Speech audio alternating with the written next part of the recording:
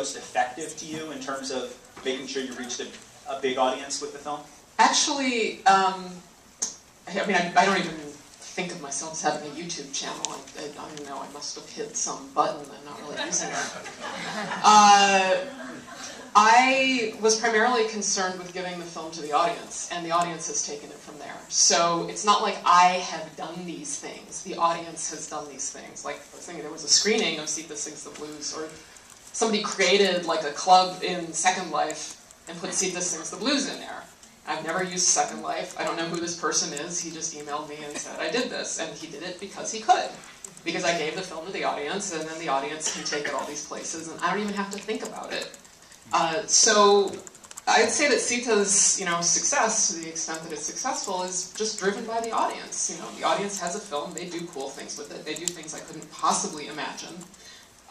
If I had like some plan, how am I going to exploit Sita, it couldn't possibly be as expansive, as what the audience has done with it. And as far as, the blog is just, I put stuff on the blog when I feel like it, because I enjoy it, and don't really think of it as a, audience milking device. And Facebook as well. A friend of mine was like, oh, you have to go on Facebook. It was actually Asim Chabra that kept telling me I need to go on Facebook. So I made a Facebook account, and all these people wanted, they were familiar with the film, so they, made friend requests, and they carry information. And initially I was only friending people that I knew, but then I went to Chicago, and I was at a screening, and this woman came up to me. I think she had sent me a note, so I friended her. And, she had brought friends to the screening, and she was wearing a Sita t-shirt, and I was like, oh, okay, I guess I should just, if somebody wants to, friend me on Facebook, I guess I should say yes, because then they can get more information about me.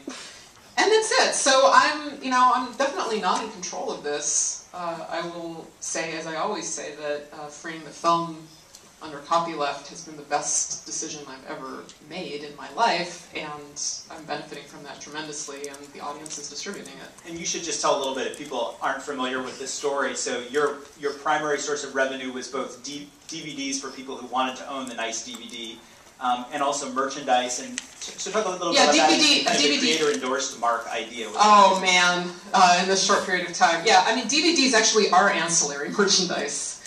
Because the content is free, and that's true of just about everything, whether you want it to be free or not, whether you criminalize people for sharing it or not, content is actually free.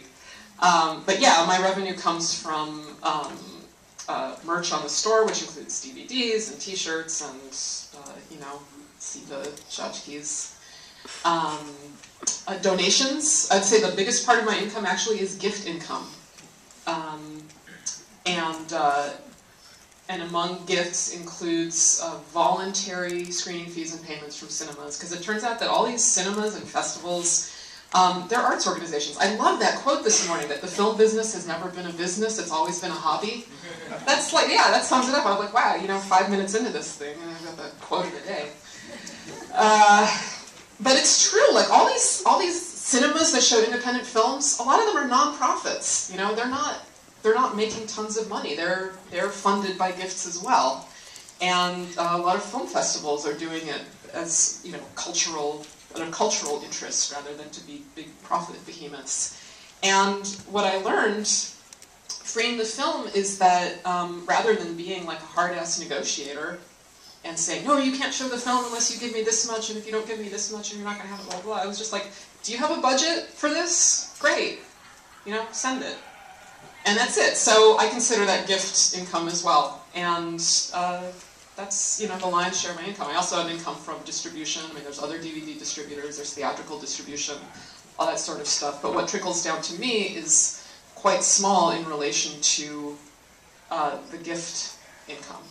And just one other question, which is, was there any moment or bit of coverage or blog post about Sita that you felt, or maybe it was a real-world screening that you felt like, okay, that was the moment where awareness really kind of exponentially expanded about the film? There was no single moment. It's been building, and it continues to build, actually, in interesting ways, because it goes all these places that I can't be. In fact, I rely on luck. Like, it's totally luck, pure luck. But luck is being in the right place at the right time, and a friend of mine once said, if you want to be in the right place at the right time, be in lots of places at lots of times. So by freeing the film can be in lots of places at lots of times, and I'll read weird reviews and articles about it from people I don't know, and it's screened, there'll be some new screening in some country that I've never been to. But I will say that I was particularly fortunate when Roger Ebert did a blog about it. That got like a huge boost. But that wasn't the result of like you hiring a PR firm that went and pitched Roger Ebert on. No, but I think every artist, I look for any opportunity that I possibly have, and my opportunities are going to be different than somebody else's opportunities, which is why, when people say, well, that's not a business model, it's like, well, yeah, that's right. The business model is just look for opportunities and take advantage of them. But I happen to be from Roger Ebert's hometown, where Ebert Fest is held, Urbana, Illinois. And my parents still live there, and I have friends there, so there were a lot of people that were nagging Roger Ebert to watch my film. All right, so nagging has not gone out of style, apparently. Yeah.